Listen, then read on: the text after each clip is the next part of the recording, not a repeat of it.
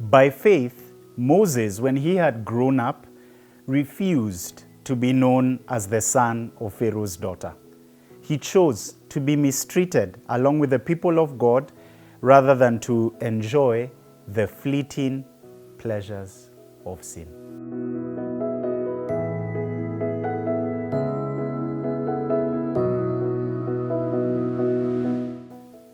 You're watching CITAM, Church Online, and today we're talking about taking the path of resistance.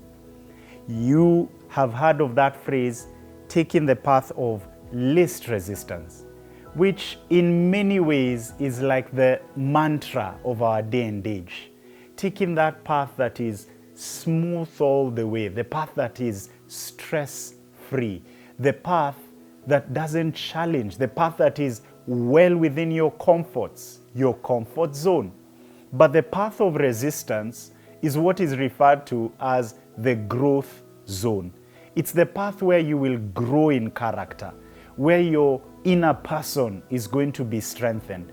And it's the path that we see Moses taking.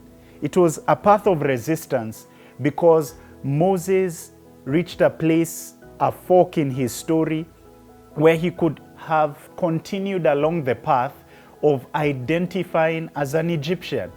But there was something inside so strong. There was something that was pushing back against the tyranny of Egypt. And Moses decided to identify with his suffering people. Verse 25 of Hebrews chapter 11 tells us that Moses chose to be mistreated along with the people of God rather than to enjoy the fleeting pleasures of sin. Moses took the path not of least resistance, but of most resistance. The path of least resistance would have been for him to continue to identify as an Egyptian and for him to enjoy the fleeting pleasures. That's what the narrator of Hebrews tells us. They were the fleeting pleasures of sin. So for Moses, it was not merely a matter of convenience. It was a matter of honoring God or dishonoring God. It was an ethical matter. It was a moral matter. It was a matter to do with sin. Taking the path of resistance will often involve saying no to sin. In this case, Moses took that path.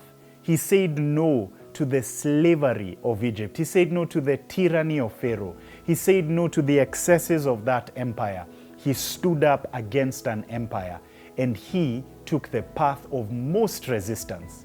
Small wonder Moses stands over thousands of years amongst the greats, amongst the legends, amongst, the man, the myth, the legend. He stands towering as a great leader because he took that path of resistance.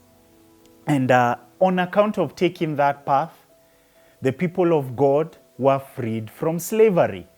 And so on the other side of that resistance, on the other side of you going through that path of resistance is someone's freedom, someone's redemption, the betterment of society. I think about a contemporary example like Professor Wangari Maathai, who recently was quoted by King Charles in his address when he visited our country. He talked about this Nobel laureate. He talked about Professor Wangari Maathai's contribution in matters to do with environment in our country and the world over. She led the Green Belt movement. She took the path of resistance because at that time there was a lot of land grabbing, there was all kinds of excesses, and part of that was public land, green spaces that would have, that basically if they were taken up, it would have endangered our environment. And Professor Wangari Maathai stood up, and she was able to stand up against forces of evil in taking the path of resistance. Where do you need to take that path? It could be something big as, matters to do with climate change like I've been talked about now. It could be something as small as saying no to cheating in the exam. When everyone else is passing their booklet and they're exchanging booklets and notes during that exam, taking the path of resistance is saying, no, I will not do that. Taking the path of resistance is saying no to shortcuts. Taking the path of resistance is refusing to enjoy the fleeting pleasures of sin.